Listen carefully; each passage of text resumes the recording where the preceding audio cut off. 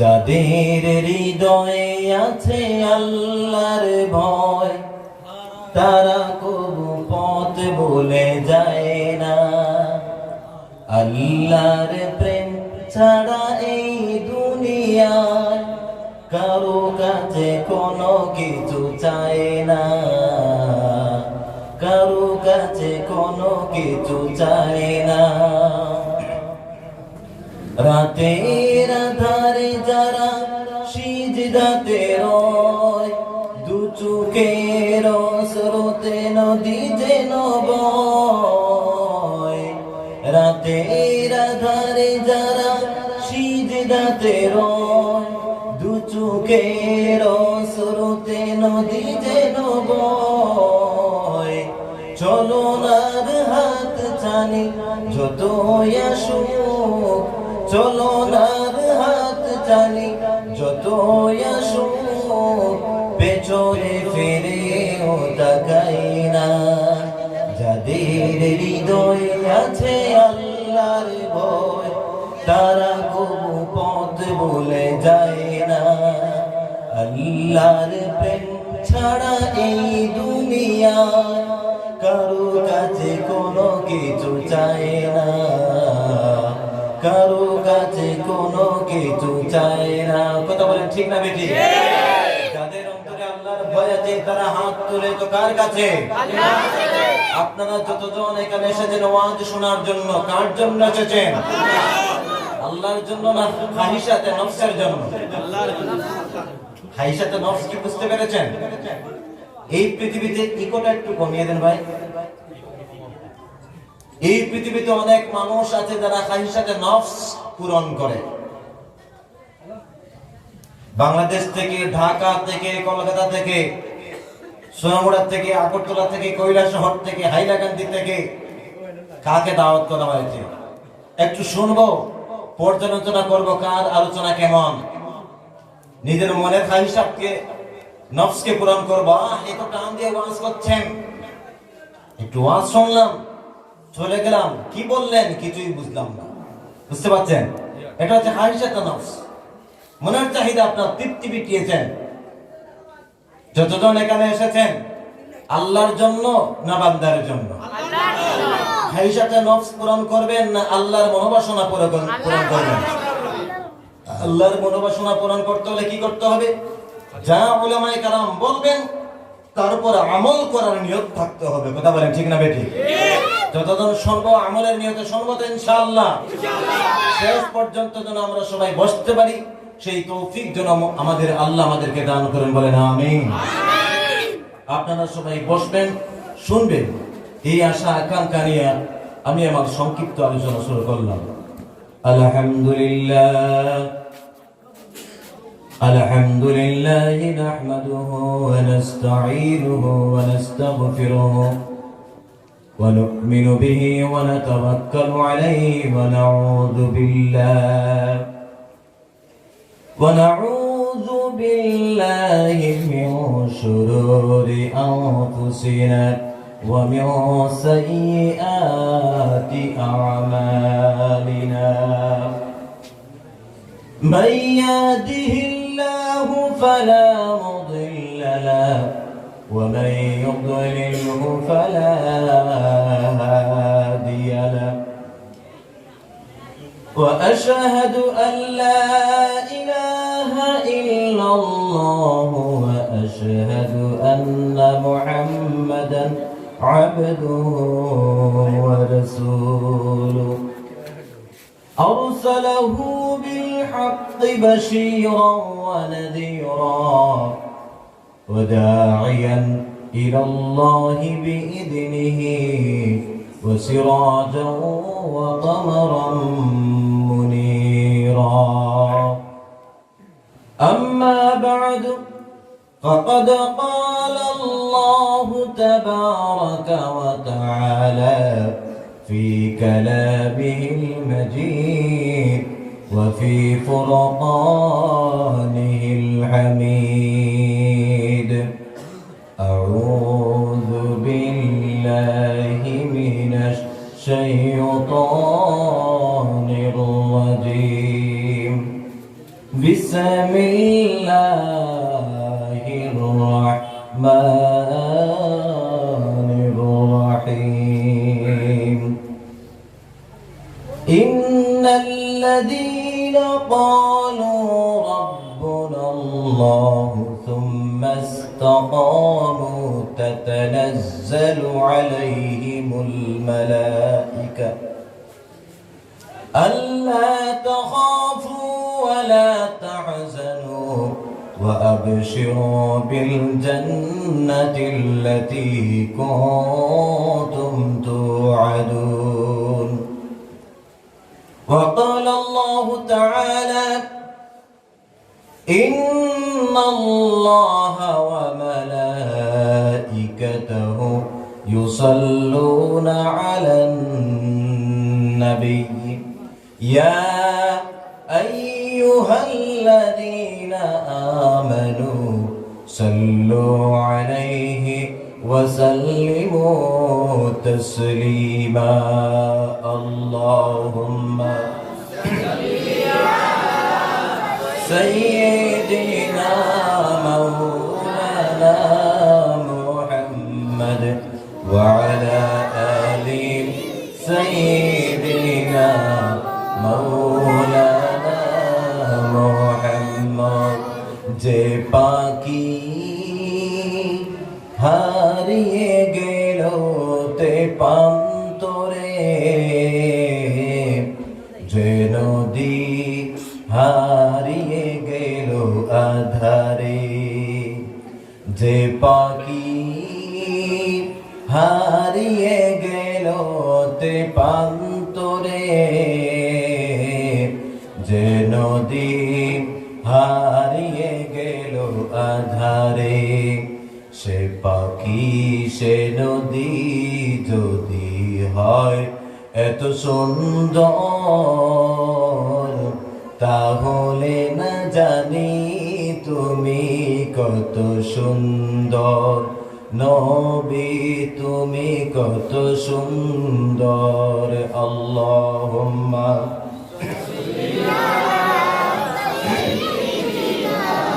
مولانا محمد وعلى آل سيدنا مولانا محمد بلغ العلا بكماله كشف الدجى بجماله حسنت جميع خصاله صلوا عليه وآله اللهم آمين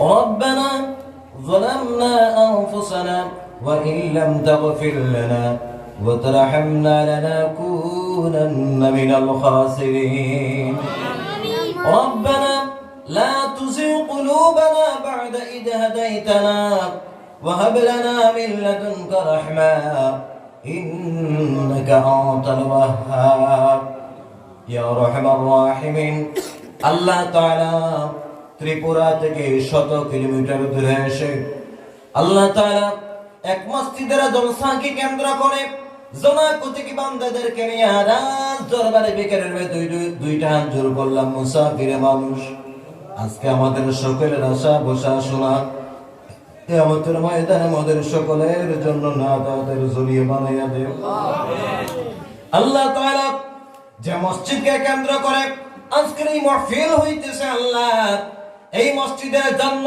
লগ্ন থেকে শুরু করে এখন পর্যন্ত এই মসজিদের জন্য যত মানুষ সময় দিয়েছেন দান করেছেন দোয়া করেছেন নামাজ পড়েছেন এদের মধ্যে থেকে যত মানুষ কবরবাসী আল্লাহ আজকে তাদের কথা আমরা স্মরণ করছি গো মুনিব তাদের কবরকে বেহেশতের বাগান বানাইয়া দেও আমিন আল্লাহ রাব্বুল আলামিন বর্তমান মসজিদ কমিটি আজকের এই যুবক সম্প্রদায় ওয়াজ কমিটি সহ গোটা আমরা যত মানুষ এখানে বসে আছি আমরা একটা পরিবার আল্লাহ আমরা ইসলামের সৈনিক আল্লাহ তাআলা রব্বুল আলামিন আমাদের সবার খবর বিশ্ব নবীর সোনার মদিনায় মনোরে পৌঁছায়া দাও আল্লাহ রাব্বুল আলামিন গত বছর এখানে আলোচনা করেছিলাম যুবকদের মনের মধ্যে যে কৌতূহল দেখেছি আল্লাহ আমার একটি কথা বলার মতো কোনো ক্ষমতা নাই, সাহস নাই আল্লাহ।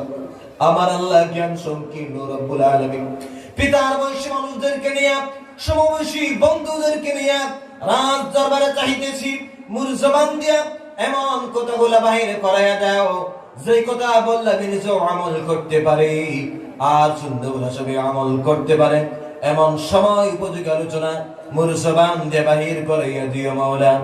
সুবহান রাব্বিকা রাব্বিল ইজ্জাতি আম্মা ইয়াসিফুন ওয়া সালামুন আলাল মুরসালিন ওয়ালহামদুলিল্লাহি রাব্বিল আলামিন বিরহমাতিকা ইয়া আরহামার রাহিমিন।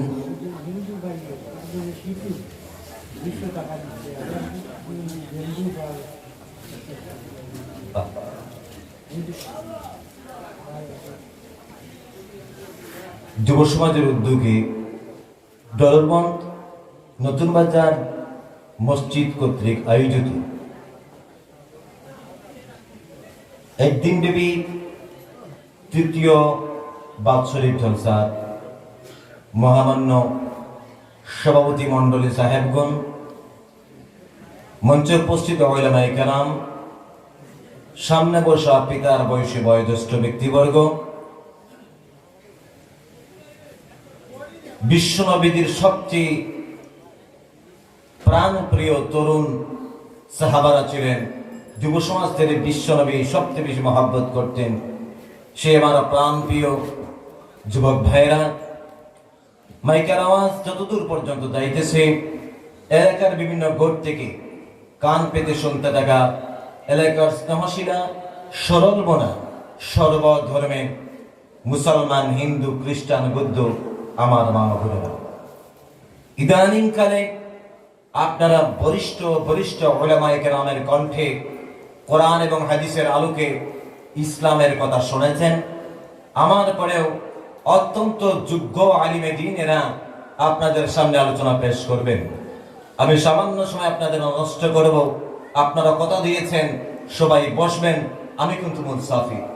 একদিকে বিশ্বাস করবেন আমি শারীরিকভাবে অত্যন্ত ক্লান্ত, বোঝাবার কোনো ক্ষমতা নেই আপনাদের, কারণ যার শরীরে যা হয় সেই বুঝে, সবার শরীরের এনার্জি সমান নয়। আমি গত দুদিন থেকে আপনার অত্যন্ত কষ্টের সফর করতেছি, প্রচন্ড কষ্ট হচ্ছে।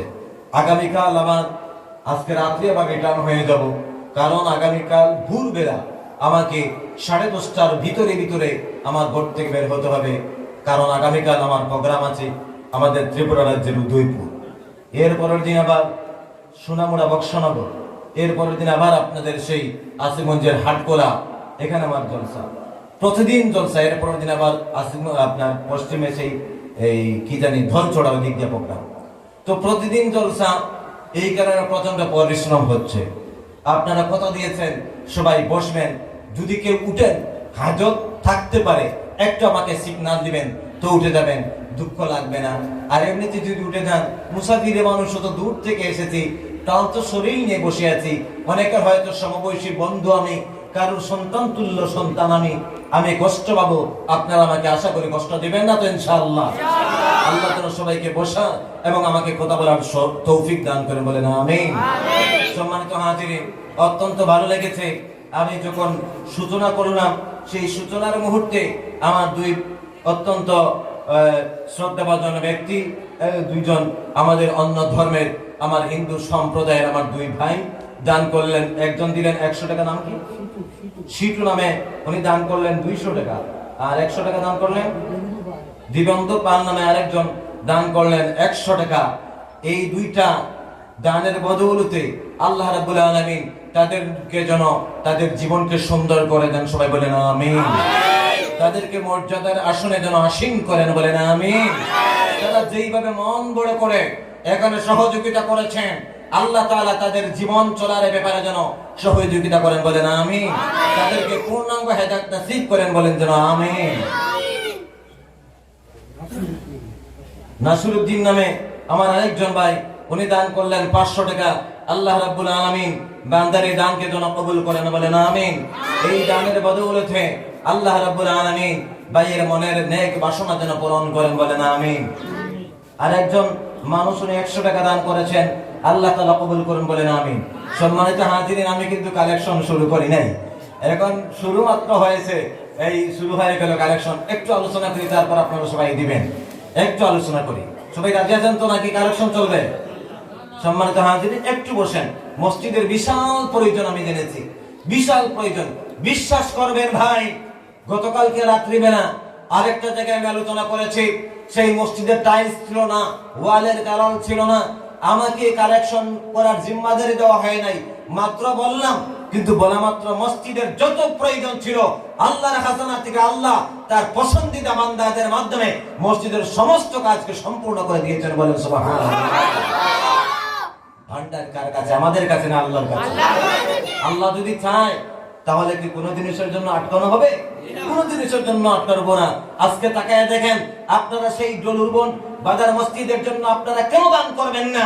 কারণ এই পৃথিবীতে শুধু মক্কা শরীফ থেকে শুরু করে মদিনা শরীফ থেকে শুরু করে পৃথিবীর আনাচে কানাচে যে জায়গায় আপনি যান, যেখানে আপনি তাকাবেন সেখানেই দেখতে পাবেন সুন্দর সুন্দর মসজিদ, আছে না নাই? সব জায়গায় সুন্দর সুন্দর ভালো ভালো মসজিদ। আর এখানকার মসজিদটা সুন্দর হবে না এটা কেমন করে হয়?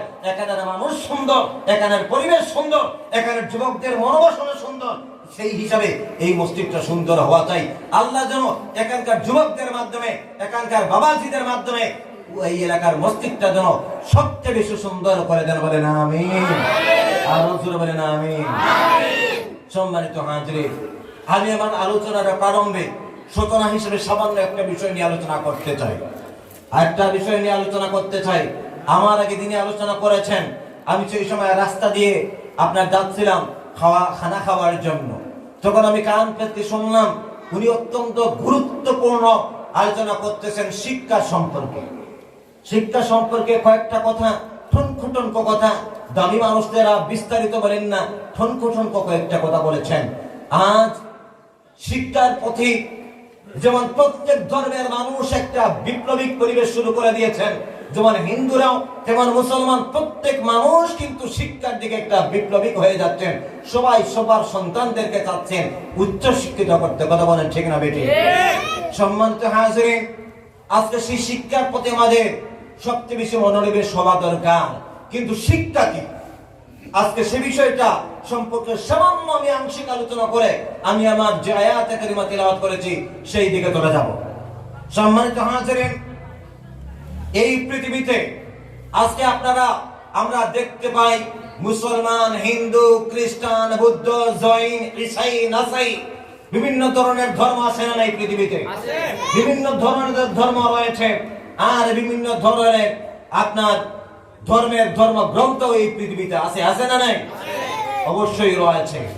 এই পৃথিবীতে বিজ্ঞানীরা এরোপ্লেন আবিষ্কার করতেছেন, উড়োজাহাজ আবিষ্কার করতেছেন, ফাইটার জেট আবিষ্কার করতেছেন, আপনার জলজাহাজ আবিষ্কার করতেছেন, জলের নিচের জাহাজ আবিষ্কার করতেছেন। কথা বলেন ঠিক না বেটি?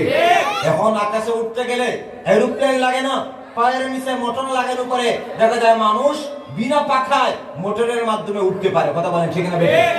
কত আবিষ্কার হচ্ছে বিজ্ঞান। সেই বিজ্ঞানীরা শত শত নয়, লক্ষ লক্ষ নয়, কোটি কোটি বই রচনা করেছেন, আছে না নাই? এই পৃথিবীতে যত বিজ্ঞানী যত বই লিখেছেন, যত ধর্মগ্রন্থ রচনা করেছেন, কোন ধর্মগ্রন্থের সূচনা ইকরা শব্দের মাধ্যমে হয় নাই, পড়ের মাধ্যমে কোন ধর্মগ্রন্থের সূচনা হয় নাই। ভালো করে শোনো, এই পৃথিবীতে কোরআন ছাড়া কোটি কোটি কোটি কোটি বই আপনি দেখতে পাবেন, কিন্তু কোন বইয়ের শুরুয়াত, কোন বইয়ের সূচনা ইকরা শব্দের মাধ্যমে, অর্থাৎ ইকরা শব্দের বাংলা কি? পড়ো। পড়ো শব্দের মাধ্যমে কোন বইয়ের আবির্ভাব এই পৃথিবীতে হয় নাই। বিজ্ঞানীরা বই লিখেছেন, ভালো ভালো কথা বলেছেন, বিভিন্ন গ্রন্থ আছে, ভালো ভালো কথা আছে। অনলি ফর ওয়ান কিতাব ইন দ্য ওয়ার্ল্ড, একটাই মাত্র কিতাব রয়েছে পৃথিবীর জমিনে, আল কোরআন। যে কোরআনের সূচনা, যে কোরআনের শুরুয়াত, যে কোরআনের আবির্ভাব বিশ্ববাসীর জন্য ইকরা শব্দের মাধ্যমে হয়েছে। বলেন সুবহানাল্লাহ। কি শব্দের মাধ্যমে হয়েছে? ইকরা। ইকরা অর্থ কি? পড়ো। একমাত্র আল্লাহর কোরআন, যেই কোরআনটা বিশ্ববাসীকে, সমস্ত অংশের মানুষকে আহ্বান করতেছে পড়ো, পড়ার ব্যাপারে। আফসোস রে মুসলমান, আফসোস রে মুসলমান। আজকে আমরা সবাই পড়তেছি, আমরা সবাই জ্ঞান আহরণ করতেছি, আমরা সবাই বড় বড় ডিগ্রিদারে হচ্ছি, কিন্তু মুসলমানের সন্তানেরা আজকে পড়া থেকে দূরে থাকার কারণে, প্রকৃত যে পড়া, প্রকৃত যে শিক্ষা, সেই শিক্ষা থেকে দূরে থাকার কারণে আজকে অনেক মানুষ মুসলমানদের কোরআন নিয়ে, মুসলমানদের ঐতিহ্য নিয়ে, মুসলমানদের আপনার কি শিক্ষা নিয়ে অনেক ধরনের মানুষ কথা বলেন, ঠিক না বেটি? অনেক ধরনের মানুষের মধ্যে মুসলমানও রয়েছে যারা কোরআনকে একটা প্রাচীন কিতাব হিসাবে তারা নির্ণয় করে, কোরআনকে একটা প্রাচীন ধর্মগ্রন্থ হিসাবে নির্ণয় করে। কোরআন কি শুধু ধর্মগ্রন্থ না, কোরআনের মধ্যে এই পৃথিবীতে যত জিনিসের প্রয়োজন সমস্ত কিছু নিহিত অন্তর্নিহিত করে দিয়েছেন কে? আল্লাহ। জোরে বলেন আল্লাহ। ইজ দ্য কমপ্লিট কিতাব ইন দ্য ওয়ার্ল্ড, সমস্ত কমপ্লিট, কোন জিনিসের শূন্যস্থান নাই আল্লাহর কোরআনে। সম্মানিত হাজিরিন, আজকে আমরা সেই কোরআনের প্রকৃত শিক্ষা থেকে দূরে থাকার কারণে, কোরআনের প্রকৃত শিক্ষা কি বলবেন হুজুর? আমরা তো পড়তেছি, আমরা স্কুল পড়তেছি, ডাক্তার হইতেছি, স্কুল পড়তেছি, ইঞ্জিনিয়ার হইতেছি, স্কুল পড়তেছি, আপনার উকিল হইতেছি, ব্যারিস্টার হইতেছি, কথা বলে ঠিক না বেটি? আমরা মাওলানা হইতেছি, হাফিজ হইতেছি, কারি হইতেছি, আমরা তো শিক্ষিত অবশ্যই হইতেছি। তাহলে আপনি কেন বললেন আমরা প্রকৃত শিক্ষা থেকে দূরে? ওই কথা বললেন কেন? কোরআন যে শিক্ষার কথা বলেছে, কোরআন যে শিক্ষার কথা বলছে, সেই শিক্ষা হচ্ছে আদর্শ শিক্ষা, সেই শিক্ষা হয়েছে প্রকৃত শিক্ষা। কি বলেছে? কোন শিক্ষার কথা বলেছে? এ পড়া, পড়ো। আহ্বান করতেছে আপনাকে ইঞ্জিনিয়ার হওয়ার জন্য, কোরআন আপনাকে আহ্বান করতেছে ডাক্তার হওয়ার জন্য, কোরআন আপনাকে আহ্বান করতেছে উকিল হওয়ার জন্য, ব্যারিস্টার হওয়ার জন্য, আইনজীবী হওয়ার জন্য, মৌলানা হওয়ার জন্য, হাফিজ হওয়ার জন্য, কারি হওয়ার জন্য। একমাত্র আল কোরআন আপনাকে বড় শব্দের মাধ্যমে আহ্বান করতেছে। বলতেছে না ডাক্তার হইও না, বলতেছে না ইঞ্জিনিয়ার হইও না, মাস্টার হয়ে না, এই কথা বলতেছে না, আহ্বান করতেছে আপনি ওইগুলো হন। কিন্তু একটা শর্ত লাগিয়ে দিচ্ছে কোরআন। কি? কোরআন বলতেছে ইকরা বিইসমি রাব্বিকাল্লাযী খালাক, যে আল্লাহ আপনাকে সৃষ্টি করেছেন, যে প্রভু তোমাকে সৃষ্টি করেছেন, তুমি তার নামে পড়ো। ও মুসলমানের সন্তান, আজকে মানুষ ডাক্তার হয়, ইঞ্জিনিয়ার হয়, মাস্টার হয়, মাওলানা হয়, বিভিন্ন মানুষ বড় বড় শিক্ষিত হয়, কিন্তু তার অন্তরের মধ্যে সে শুরুতে লালন করে নিজের স্বার্থ। কথা বলেন ঠিক না বেটি? শুরুতে সে নিজের স্বার্থতা লালন করে মনের ভিতরে। আমাকে দেখছেন আজকে, আমি কিন্তু আপনাদের মতো একজন যুবক ছিলাম, আজকে আপনাকে হুজুর দেখছেন যুবক ভাই। একদিন কিন্তু আমি হুজুর ছিলাম না, আমি স্কুলের মধ্যে পড়াশোনা করতাম, মাধ্যমিক পাশ করেছি সর্বপ্রথম। মাধ্যমিক ত্রিপুরা গভর্নমেন্ট থেকে মাধ্যমিক পাশ করার পরে মাদ্রাসায় আসলাম, মাদ্রাসায় ভর্তি হইলাম। মনের মধ্যে 100%-এর মধ্যে না হয় 10% ছিল টাইটেল পাস করার পর চাকরি পাবো। কথা বলেন? নিয়ত ছিল, এই যে আমার নিয়ত ছিল। আমার যদি এমন নিয়ত থাকে অন্তরের মধ্যে, তাহলে আমার নিয়তের মধ্যে গন্ডগোল আছে না নাই? আছে না নাই? যদি আমার নিয়ত থাকে আমি মৌলানা হব, মানুষের কাছে এই করব সেই করব, পয়সা পাবো, সংসার চলবে, তাহলে নিয়তের মধ্যে গন্ডগোল আছে না নাই? যদি হাফিজ হওয়ার পর নিয়ত থাকে দুনিয়া খাবানো, গন্ডগোল আছে না নাই? ডাক্তার হওয়ার পর যদি নিয়ত থাকে শুধুমাত্র নিজের জন্য, তাহলে গন্ডগোল আছে না নাই? স্রষ্টার সৃষ্টির জন্য, যদি মানব সেবার জন্য হিন্দু ধর্মের মানুষ, অন্য খ্রিস্টান ধর্মের মানুষ, দেশের জন্য, দোষের জন্য যদি ডাক্তার হইতেন, তাহলে আজকের যুগের ডাক্তার আর কোথায় হইতেন না। কথা বলে ঠিক না বেটি? মানুষ আজকে ইঞ্জিনিয়ার হচ্ছে ঠিক, কিন্তু ইঞ্জিনিয়ার হচ্ছে নিজের জন্য, দেশের জন্য, দোষের জন্য। যদি ইঞ্জিনিয়ার হইতো, তাহলে ওই ইঞ্জিনিয়ার আর কোনো সময় লুণ্ঠনকারী হইতো না। কথা বলেন ঠিক না বেটি? এই কারণে আজকে আমরা শিক্ষা অর্জন করতেছি ঠিক, কিন্তু আমাদের শিক্ষার মধ্যে শুরুতেই সূচনার মধ্যে গন্ডগোল আছে। ওই গন্ডগোলটাকে ঠিক করতে হবে। এখানে হুজুর আলোচনা করেছেন শিক্ষা সম্পর্কে। শিক্ষা হলো দুই প্রকার, একটা হচ্ছে দ্বীনি শিক্ষা, আর একটা হচ্ছে আধুনিক শিক্ষা, দুনিয়াবী শিক্ষা। ও মুসলমান, এই দ্বীনি শিক্ষা আমাদের সর্বপ্রথম হাসিল করতে হবে, এই দ্বীনি শিক্ষা আমাদের অর্জন করতে হবে, দ্বীনি শিক্ষা আমাদের শিখতেই হবে, শিখতেই হবে। আফসোস এখানে কয়েকটা কথা ওনার কথার সাথে আমি সংযোজন করতেছি, কেন জানেন? শুধুমাত্র বুঝার জন্য। আজকে আমরা আমাদের সন্তানদেরকে স্কুল এডুকেশনের মধ্যে দিই, কোনো অসুবিধা নাই, দেন সম্পূর্ণ দিনই পরিবেশে ইসলামী শরীয়ত মতো আপনি দেন না কেন? ওইদিকে আপনি 5,000 টাকা খরচ করতে পারেন তার পিছনে, আর মসজিদের হুজুরকে 100 টাকা দিতে 200 টাকা দিয়ে মাথায় বেদনা শুরু হয়ে যায়। কথা বলেন ঠিক না বেটি? বাস্তব সত্য না মিথ্যা? বন্ধুগণ আমার, এমন মেন্টালিটি চেঞ্জ করতে হবে, তুমি একজন আদর্শ ছাত্র আমি বনতেই পারবো, আদর্শ শিক্ষক হতে পারবো। রব্বুল আলামিন সমস্ত কোরআন শরীফের মধ্যে 30টা পারা দিয়েছেন। কয়টা পারা দিয়েছেন? 30টা পারা দিয়েছেন। 30 পারা কোরআন কারীমের মধ্যে একটা মাত্র সূত্র দিয়েছেন। কয়টা সূত্র দিয়েছেন? একটা। ভালো করে শুনুন ভাইরা আমার, 30 পারা কোরআনের ভিতরে কয়টা সূত্র দিয়েছেন আল্লাহ? সবাই বলছেন একটা সূত্র দিয়েছেন। কতটুকুর ভিতরে? 30 পারা কোরআন শরীফের ভিতরে একটা মাত্র সূত্র। এই সূত্রটা আমি শফকুর রহমান বলছি, 30 পারা কোরআন শরীফের ভিতরে একটা মাত্র সূত্র যদি কোনো মানুষ সে তার বাস্তব জীবনে লালন করে পালন করে সে মতো যদি চলে, তাহলে ওই মানুষটা একজন আদর্শ শিক্ষক এবং আদর্শ ছাত্র হয়ে ইসলামের কাজ, দেশের কাজ, দুনিয়ার কাজ, সমাজের কাজ করবে। বলেন সুবহানাল্লাহ। মাত্র একটা সূত্র যদি আমরা আমাদের বাস্তব জীবনে, ভাইয়েরা পিছনে লোক জায়গা হইতেছেন না, দয়া করে আপনারা একটু সামনে অগ্রসর হয়ে যান। দয়া করে ভাই, অনেক মানুষ দাঁড়িয়ে আছেন পিছনে, দয়া করে ভাই, এরা সবাই তো কোরআন শোনার জন্য, দিন শোনার জন্য এসেছেন, দয়া করে সামনে একটু অগ্রসর হয়ে যান। মাশাআল্লাহ মাশাআল্লাহ। আল্লাহ তোমার যেই সমস্ত বান্দারা আল্লাহর শব্দের ফাঁকা জায়গাগুলো পূরণ করতেছে, তাহলে কিয়ামতের ময়দানে বিশ্ব নবীদের সাথে করে জান্নাতুল ফেরদাউসের মেহমান বানিয়ে দাও। বলেন আমিন। আরো জোরে বলেন আমিন। আরো পিছনে যারা বসেছেন গেটের সামনে, ভাই আপনাদেরকে আমি অনুরোধ করতেছি, ভাই কোরআনের জন্য, দ্বীনের জন্য, ইসলামের জন্য একটু শরীরটা নাড়ান, একটু শরীরটা নাড়ান, দেখবেন আল্লাহ আপনার উপর রহমত আর বরকত ঢালতে থাকবেন। বলেন সুবহানাল্লাহ। তো বলছিলাম কি, যদি কোনো মানুষ একটা সূত্র তার বাস্তব জীবনে লালন করে পালন করে, তাহলে সেই মানুষটা প্রকৃত শিক্ষায় শিক্ষিত হয়ে যাবে। বলেন সুবহানাল্লাহ। আমরা প্রকৃত শিক্ষায় শিক্ষিত হতে চাই কি চাই না? আমরা যদি প্রকৃত শিক্ষায় যদি শিক্ষিত হতে চাই, প্রকৃত আদর্শে আদর্শান্বিত যদি হতে চাই, প্রকৃত মানুষ হিসেবে মানুষ যদি আমরা নিজেকে তৈরি করতে চাই, তাহলে আমাদের একটা সূত্রকে মানতে হবে। সেই সূত্র রব্বুল আলামিন কোরআন শরীফের মধ্যে বলছেন, ইয়া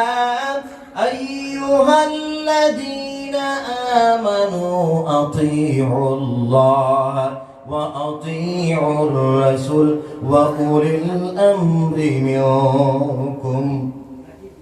রব্বুল আলামিন একটা সূত্র বলে দিলেন, ইয়া আইয়ুহাল্লাযীনা আমানু, ও দুনিয়ার ঈমানদাররা, আতিউল্লাহ, আল্লাহ তাআলাকে অনুসরণ করো, ওয়া আতিউর রাসূল, আল্লাহর রাসূলকে অনুসরণ করো, ওয়া উলিল আমরি মিনকুম, আর তোমাদের মধ্যে যারা শরীয়তের আমির হবে, আমিরের শরীয়ত হবে, ওয়ারাসাতুল আম্বিয়া, তাদেরকে অনুসরণ করো। কয়টা সূত্র? একটা সূত্রের মধ্যে কথা আছে কয়টা? তিনটা শব্দ। একটা হচ্ছে কি, আল্লাহকে অনুসরণ করার কথা বলছেন আল্লাহ, 2 নম্বরে আল্লাহ রাসূলকে অনুসরণ করার কথা, আর 3 নম্বরে ওয়ারাসাতুল আম্বিয়া যারা রয়েছেন তাদেরকে অনুসরণ করার কথা বলছেন কে? আল্লাহ। রাস্তা বলছেন কে? আল্লাহ। আমরা আল্লাহকে অনুসরণ করি, আল্লাহর কথা মতো চলি, আল্লাহ রাসূলকে আদর্শ হিসাবে সে মতো চলার চেষ্টা করি না। বলবেন হুজুর আমরা তো চলি। আরে ভাই, জীবনের আংশিক ব্যাপারে আমরা দিনকে মানলাম, শরীয়ত মানলাম, আল্লাহ রাসূলের কথা মতো চললাম, আর বাদ বাকি সময় দুনিয়াবি সিস্টেমে যদি আমরা চলি, তাহলে আল্লাহ রাসূলকে কেমনে অনুসরণ করা হবে? আজকের যুগের মুসলমান আমরা, হে মুসলমানের যুবক কান করে শুনে রাখেন, বর্তমান সময়ে মানুষেরা আমাদের মতো আলিম যাদেরকে পায় তাদেরকে শুধু ব্যবহার করে অনুসরণ করায় করে না। অনুসরণ করা এক জিনিস, আর ব্যবহার করা আরেক জিনিস। শুধু ব্যবহার করে, কেমনে? ইমামতির কাজে হুজুরকে ব্যবহার করে, খতমের জন্য হুজুরকে ব্যবহার করে, বাড়িতে নিমন্ত্রণ না হওয়ায় দোয়ার জন্য হুজুরদেরকে ব্যবহার করে, বিবাহের সময় নিকাহের জন্য হুজুরদেরকে ব্যবহার করে। এটা ব্যবহার করা, অনুসরণ করা নয়। অনুসরণ করা যদি হইতো তাহলে আজকের যুগের মুসলমান যেইভাবে সাহাবারা বিশ্ব নবীদের কাছ থেকে দ্বীন শিখেছেন, বিশ্ব নবীদের সাথে দিন থেকে শুরু করে রাত পর্যন্ত দ্বীনের জন্য, ইসলামের জন্য সময় কাটাচ্ছেন এবং কাটিয়েছেন এবং শরীয়ত শিখেছেন, আজকের যুগের প্রতিজন মানুষ কি করতেন? আলিম ওলামাদের কাছে যাইতেন, হোক সে আমার ভাতিজা, হোক সে আমার সন্তান, হোক সে আমার পাশের বাড়ির মানুষ, যেই হোক না কেন তার কাছ থেকে এক দুই করে আল্লাহর দ্বীন শিখত এবং রাসূলুল্লাহ সাল্লাল্লাহু আলাইহি সাল্লাম সাহাবায়ে কেরামকে নিয়ে চলেছেন, তা জেনে জেনে নিজের জীবন সেইভাবে গঠন করত। কথা বলেন ঠিক না বেটি? কিন্তু আমরা চলি না, আমরা শুধু তাদেরকে ব্যবহার করি, তাদেরকে নিজের কাছে ব্যবহার করি, অনুসরণ করি না। বন্ধু আমার, আমরা তো অনুসরণ করি কাদেরকে? সিনেমার স্টারকে আমরা অনুসরণ করি, কাদেরকে? খেলার স্টার গুলোকে। আমি আমার গ্রামে গতকালকে বলেছিলাম, আরেক ওই শেষের মাহফিলে, আজ আমার গ্রামে একটা ছেলে, যুবক মানুষ, হঠাৎ করে দেখি তার শরীরের মধ্যে, তার মুখের মধ্যে দাড়ি। মনে মনে ভাবলাম, আহারে, ও তো দেখা যায় পরিবর্তন হয়ে যাচ্ছে, ও তো তার পরিবর্তন হয়ে যাচ্ছে। ওমা, কয়েকদিন পরে দেখি না, এটা আজকের কথা নয়, অনেকদিন আগের কথা, আরো দেখি যুবকরা এইভাবে দাড়ি রাখতেছে এবং দাড়িটা ঠিক এইভাবে লম্বা নয়, কিন্তু লম্বা নয়, কিন্তু ছোট করে। তো মনে মনে আমি আমার পাশের একজনকে জিজ্ঞেস করলাম, এরা দেখি সবাই দাঁড়িয়ে রাখা শুরু করে দিয়েছে, দেখছেন ইনশাল্লাহ আমাদের গ্রামের ছেলেরা পরিবর্তন হয়ে যাচ্ছে, আমাদের গ্রামের ছেলেরা পরিবর্তন হয়ে যাচ্ছে। তখন আমার সেই হুজুর আমাকে বললেন, তুমি তো আসো সরপথে, দুনিয়ার খবর তো তুমি রাখো না। লেখেন বলে, এরা যে দাঁড়িয়ে রাখতেছে, এরা কিন্তু এরা যে দাঁড়িয়ে রাখতেছে, এরা তো আপনার রাসূলুল্লাহ সাল্লাল্লাহু আলাইহি ওয়াসাল্লামকে সুন্নত হিসেবে তারা দাঁড়িয়ে রাখতেছে না। এরা তো এই যে আপনার কে বিরাট কোহলি নাকি খেলার স্টার কে জানি আছে, ওর দাঁড়িয়ে রেখে তারাও দাঁড়িয়ে রাখতেছে। এখন পর্যন্ত দেখি সে অনুসরণ করেছে কাকে? হুজুরে বলেন, তার আইডিওলজি কে? বিরাট কোহলি। তার নিয়তের মধ্যে গন্ডগোল আছে না নাই? বন্ধুগণ আমার, রবীন্দ্রনাথ ঠাকুর দাঁড়িয়ে রেখেছিলেন নাভি পর্যন্ত। একজন মানুষ রবীন্দ্রনাথ ঠাকুরকে দেখে যদি সে মতো যদি দাঁড়িয়ে রাখে, ওর নিয়তের মধ্যে গন্ডগোল আছে না নাই? ওই দাঁড়িয়ে রেখে যদি সে মারা যায়, তার কি সুন্নত রাখা হলো? তার নিয়ত সর্বপ্রথম ঠিক করতে হবে। ইন্নামাল আমালু বিনিয়ত, নিয়তটাকে ঠিক করতে হবে। এই কারণে বন্ধুগণ আমার, আমি বলতে চাই সে কথা, আজকের যুগের মানুষ আমরা শুধু হুজুরদেরকে ব্যবহার করি, অনুসরণ করি না। শরীয়তকে নিজের কাজে ব্যবহার করি, অনুসরণ করি না। যখন প্রয়োজন তখন শরীয়তকে আমরা ব্যবহার করি। যদি অনুসরণ করতাম তাহলে ঘুম থেকে ওঠা থেকে শুরু করে ঘুমানো পর্যন্ত সর্বাবস্থায় আমরা শরীয়তের কথা মতো চলতাম। আজকে মুসলমানদের শরীয়ত এক জায়গায় আর মুসলমান আচার এক জায়গায়। মুসলমানদের শরীয়ত এক জায়গায় থাকার কারণে, মুসলমান অন্য জায়গায় থাকার কারণে, অন্য অবস্থায় চলার কারণে আজকে মুসলমানরা গোটা পৃথিবী জুড়ে লাঞ্ছিত আর বঞ্চিত হচ্ছে। কথা বলে ঠিক না বেটি? মুসলমানদের আদর্শ কি ছিল? বিশ্ব নবীজিকে আর আমিনা সাদিক বলে তদানীন্তন সময়ের মানুষেরা ডাকতো। যখন তারা মুসলমান হয়নি তখন তারা আমিনা সাদিক বলে ডাকতো কাকে? আল্লাহর নবীকে। বিশ্ব নবীজি নবুয়ত পাইলেন, দলে দলে মানুষ ইসলাম গ্রহণ করলো, সাহাবাদের কাছ থেকে দলে দলে মানুষ ইসলাম গ্রহণ করলো। আমাদের ভারতবর্ষের ভিতরে মানুষ দলে দলে ইসলাম গ্রহণ করেছে। কিসের গুণে ভাই? শুধুমাত্র মুসলমানদের আদর্শ গুণে, চরিত্র গুণে। মুসলমানদের ব্যবহারে মুগ্ধ হয়ে দলে দলে মানুষ ইসলাম গ্রহণ করেছে। এটা আমি আজকের কথা বলছি না। এই ভারতবর্ষে মুসলমানদের ফতোয়ার মাধ্যমে, নামাজের মাধ্যমে, রোজার মাধ্যমে, যাকাতের মাধ্যমে ভারতবর্ষে ইসলাম ফয়লা দেয়। ইসলামের পৃথিবীতে এই ভারতে এসেছে শুধুমাত্র ব্যবহার গুণে, আদর্শ গুণে। বলেন না সুবহানাল্লাহ। আর আজকে সেই পৃথিবীর মধ্যে আমরা মুসলমান জাত, আমরা আজকে লাঞ্ছিত হচ্ছি, বঞ্চিত হচ্ছি। সমস্ত পৃথিবীর খারাপ মনোভাবগুলো আমরা বহন করে চলতেছি, কথা বলেন ঠিক না বেটি? সমস্ত যত খারাপ অপবাদ রয়েছে পৃথিবীতে, জঙ্গিবাদ থেকে শুরু করে যত ধরনের কালচারের গুলা সমস্তগুলা ইসলাম সমর্থন করে নাই, কিন্তু আজকে আমাদের চাল চলনের কারণে আমরা ওইগুলাকে বহন করে আমাদের চলতে হয়। কেন? তার কারণ 100 জন মুসলমানের ভিতরে 95 জন মুসলমান কোরআনের আদর্শে আদর্শান্বিত নয়, কোরআনের কথা মতো সে চলছে না। এ কথা কেউ মানবে? কেউ মানবে? কিন্তু বাস্তব সত্য বটে। বাস্তব এখানে যতজন বসে আছেন প্রত্যেকে নিজেদের দিকে তাকায় দেখেন, আমরা তো কোরআন মানি, আমরা তো রাসূল মানি, আমরা তো সাহাবা মানি, আমরা আলিম উলামা মানি, কিন্তু মানি কতটুকু মানি? এই যে কতগুলা বললো না, বাস্তবের সাথে মিল আছে না নাই? কথা বলেন। কোরআনকে মানে 100% মানে? থোড়া থোড়া মানে, থোড়া থোড়া মানে, যেটা প্রয়োজন অনুযায়ী মানে। কথা বুঝতে পেরেছে?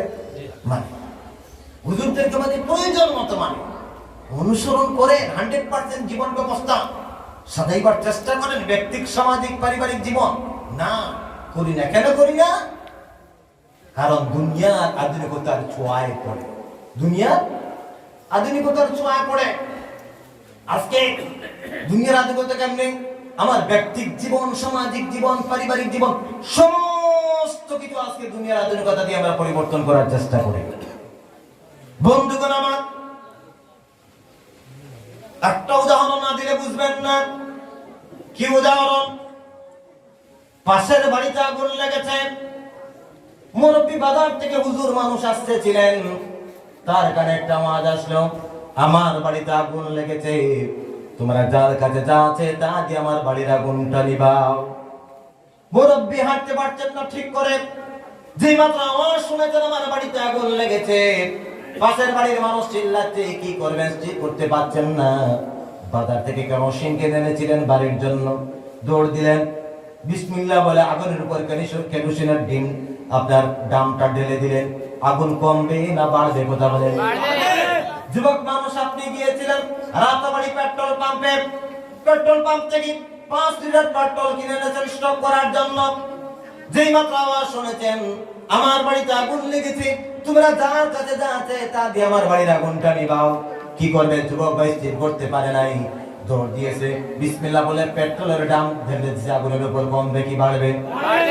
বন্ধু আমার ভালো করে শুন, আগুন লিবারের জন্য যেমন, আগুন লিবানোর জন্য যেমন পেট্রোল কেরোসিন উপযুক্ত নয়, জল প্রয়োজন, ঠিক তেমনি ভাবে আপনার ব্যক্তিক জীবনে, সামাজিক জীবনে, পারিবারিক জীবনে যতগুলো অশান্তি রয়েছে, অপসংস্কৃতি রয়েছে, অপকালচার রয়েছে, ওইগুলো দুনিয়ার আধুনিকতা দিয়ে মোচন করতে পারবেন না।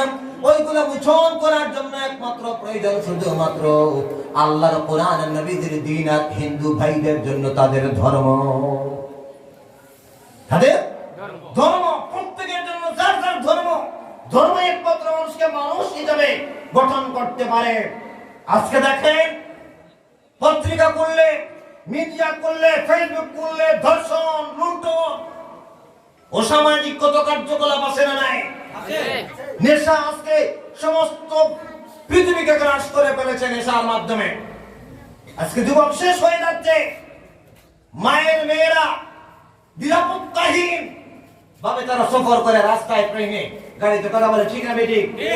কেন মুসলমান কত আধুনিক আমরা হয়ে যাচ্ছি?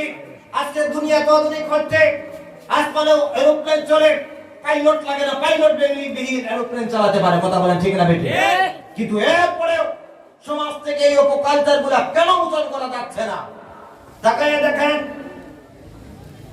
তাকায় দেখেন, বড় বড় হসপিটালের পাশে দেখা যায় কন্যা ভ্রূণ হত্যা করা হয়েছে। কেন? আধুনিক মানুষ হচ্ছে, এরপরও কন্যা ভ্রূণ হত্যা বন্ধ করা যাচ্ছে না। কেন যাচ্ছে না? দেখা যায় আমাদের শ্রদ্ধেয় প্রধানমন্ত্রীজি, আমাদের শ্রদ্ধেয় প্রধানমন্ত্রীজি এই দেশকে উন্নত দেশ হিসাবে গঠন করার জন্য দিন রাত পরিশ্রম করে যাচ্ছেন, দেশের জন্য প্রতিনিয়ত কাজ করে যাচ্ছেন, ডিজিটাল ইন্ডিয়া বানানোর জন্য, ডিজিটাল ওয়ার্ল্ডের মধ্যে যেন ভারতবর্ষের সুনাম রক্ষা হয় এর জন্য কাজ করে যাচ্ছেন। কথা বলেন ঠিক না বেটি? বন্ধুগণ আমার, সেই প্রধানমন্ত্রী একদিকে ডিজিটাল ইন্ডিয়া বানাচ্ছেন, আর অপরদিকে নীরব মোদীর মতো মানুষ লক্ষ কোটি কোটি টাকা আত্মসাৎ করে, হাজার কোটি টাকা আপনার আত্মসাৎ করে বিদেশ পালিয়ে যায়। কথা বলেন ঠিক না বেটি? এত ডিজিটাল নিয়ম চালু হওয়ার পরেও তাকে লুণ্ঠন থেকে বাঁচাতে পারে নাই আমাদের ভারতবর্ষের সম্পদকে। কেন? কারণ নীরব মোদী স্বামী বিবেকানন্দের মতো মানুষ নয়। বুঝতে পারছেন? স্বামী বিবেকানন্দ হলেন একজন ধর্মীয় মানুষ, ঈশ্বরচন্দ্র বিদ্যাসাগর ধার্মিক মানুষ, রবীন্দ্রনাথ ঠাকুর ধার্মিক মানুষ ছিলেন, স্বামী নিত্যানন্দ ধার্মিক মানুষ ছিলেন, রাজা রামমোহন রায় ধার্মিক মানুষ ছিলেন, মৌলানা আবুল কালাম আজাদ শিক্ষামন্ত্রী এরা ধার্মিক মানুষ ছিলেন। এদের কাছে সমস্ত ভারতবর্ষের সম্পদ অক্ষত ছিল, এদের কাছে ভারতবর্ষের সম্পদ অক্ষত ছিল। তাদের কাছে কোনো ডিজিটালের প্রয়োজন হয় নাই, এমনিতেই সম্পদ আপনার কি ছিল? আমার ছিল। আজ তাকায় দেখেন কত ডিজিটাল সিস্টেম চালু হওয়ার পরেও তাকে লুণ্ঠন থেকে বাঁচাতে পারা গেল না। কেন? কারণ সে ধার্মিক নয়। ধার্মিক যখন মানুষ হবে তখন সে অবশ্যই সহায়তা হয়ে যাবে, তার মধ্যে মহব্বত পয়দা হবে। সে প্রত্যেক ধর্মের মানুষকে কি করবে? মহব্বত করবে। সে প্রত্যেক বর্ণের মানুষকে মহব্বত করবে। ভ্রাতৃত্ববোধ তার অন্তরের মধ্যে চলে আসবে যখন সে ধার্মিক হবে। কথা বলেন ঠিক না? আজকে আমরা প্রত্যেক মানুষ ধর্মের কথা বলি ঠিক, কিন্তু 100% আমাদের মধ্যে ধর্ম নাই। এটা শুধু মুখের মধ্যে, অন্তরের মধ্যে আমরা লালন করি না। সম্মানিত হাজিরিন, কথায় কথা চলে যায় অন্যদিকে। বলতেছিলাম সেই কথা, বিশ্বনবীজি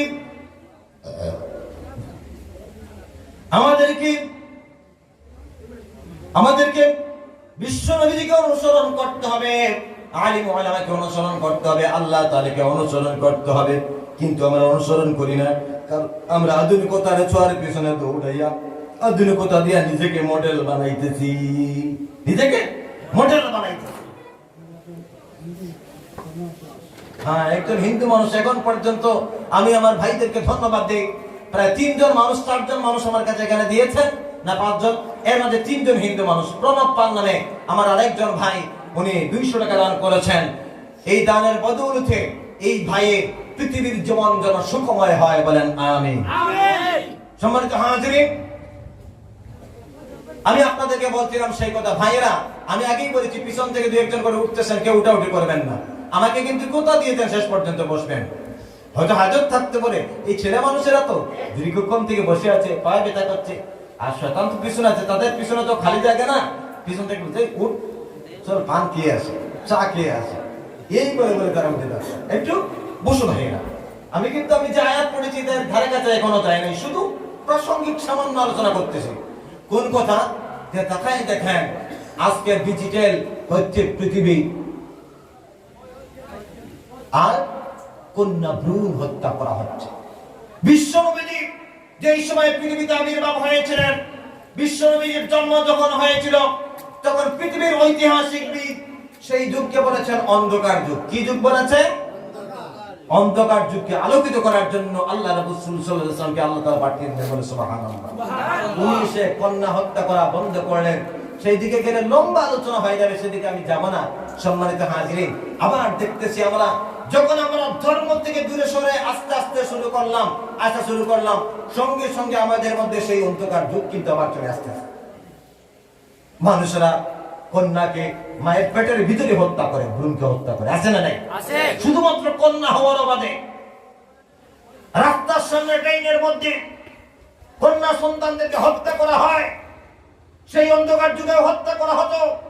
আল্লাহ রাসূল সাল্লাল্লাহু আলাইহি ওয়াসাল্লাম পৃথিবীতে আসলেন এবং প্রত্যেক মহিলাদেরকে তাদের অধিকার দিলেন, বাঁচার মতো সুযোগ করে দিলেন, বলেন সুবহানাল্লাহ। আজকে আমরা ধর্ম থেকে যত দূরে আমরা আধুনিক হচ্ছি, আস্তে আস্তে সেই অন্ধকার যুগ আবার আমাদের মধ্যে চলে আসতেছে। বন্ধুগণ আমার, এই কারণে আমি বলি আমাদের সবাইকে আদর্শ মানুষ হিসেবে আমাদেরকে তৈরি হতে হবে। আর আদর্শ মানুষ আমরা তখনই হতে পারবো যখন নাকি আমরা আল্লাহর ফর্মুলা বাস্তব জীবনে অ্যাপ্লাই করব, আল্লাহর সূত্রটা বাস্তব জীবনে অ্যাপ্লাই করব। আর আল্লাহর সূত্রটা কি? আল্লাহর সূত্র হচ্ছে আতিউল্লাহ ওয়া আতিউর রাসূল ওয়া উলিল আমরি মিনকুম। আল্লাহর সূত্র হচ্ছে আল্লাহকে অনুসরণ করো, আল্লাহর রাসূলকে অনুসরণ করো। ওয়া উলিল আমরি মিনকুম, শরীয়তের আমিরের শরীয়তকে অনুসরণ করো। আমিরের শরীয়ত হচ্ছে সর্বপ্রথম স্তর, আর সবচেয়ে নিচের স্তর হচ্ছে আলিম উলামায়ে কেরাম ওয়ারাসাতুল আম্বিয়া, তাদেরকে অনুসরণ করতে হবে। বন্ধু বারাত, তাদেরকে অনুসরণ করার নিয়ত করেন। আপনি যদি চান তাদের মতো চলতে, আপনি পারবেন না। কেন পারবেন না? কারণ আমাদের ঈমানটা দুর্বল ঈমান হয়ে আছে। বন্ধুরা আমার, আমি আপনাদের সামনে একটা আয়াত কারিমা তেলাওয়াত করেছিলাম। মহান রব্বুল আলামিন বলছেন, ইন্নাল্লাযীনা ক্বালু রাব্বুনাল্লাহু থুম্মা ইসতাকামু তাতানাজ্জালু আলাইহিমুল মালায়েকা আল্লা তাখাফু ওয়া লা তাহজানু ওয়া আবশিরু বিল জান্নাতিল্লাতী কুনতুম তুআদুন। জোরে বলুন আল্লাহু আকবার। আরো জোরে বলুন আল্লাহু আকবার। রব্বুল আলামিন বলছেন, ইন্নাল্লাযীনা, নিঃসন্দেহে যারা কালু বলবে আমার আল্লাহ ওয়া মুসলমান, কালু অর্থ বলা, আর কারাউ অর্থ পড়া, ইকরা অর্থ পড়া। পড়া আর বলা এক সমান কি? পড়া আর বলা এক সমান কি? পড়া আর বলা এক সমান নয়। পড়তে সবাই পারে কিন্তু বলতেই পারে না। বলা হচ্ছে বিশ্বাস করে বলা, পড়তে তো সবাই পারে। এই ভারতবর্ষের ভিতরে যে সুন্দর ভারতবর্ষের মধ্যে আমরা বসবাস করতেছি, বিবিধের মাঝে দেখো মিলন মহান। হিন্দুও রয়েছে, খ্রিস্টান রয়েছে, বুদ্ধ রয়েছে, জৈন রয়েছে।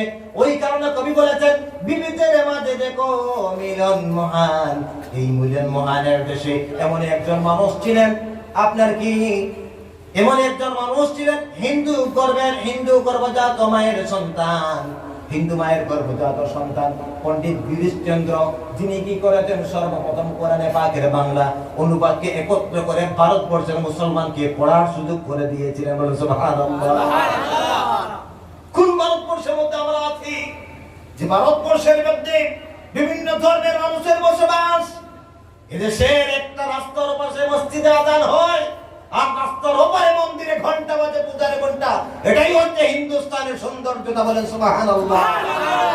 এমনই দেশে আমরা বসবাস করতেছি, যে দেশের সর্বপ্রথম একজন হিন্দু মায়ের সন্তান কোরআনে পাকের বাংলা অনুবাদকে একত্র করে ভারতবর্ষের মুসলমানদেরকে, বাংলা ভাষাভাষী মুসলমানদেরকে কোরআন বুঝার জন্য, পড়ার জন্য সুযোগ করে দিয়েছিলেন। বলে সুবহানাল্লাহ। উনি পড়েছিলেন, লিখেছিলেন, কিন্তু বলতে পারেন না। বলা হচ্ছে বিশ্বাস করে বলা, বলতে সবাই পারে না।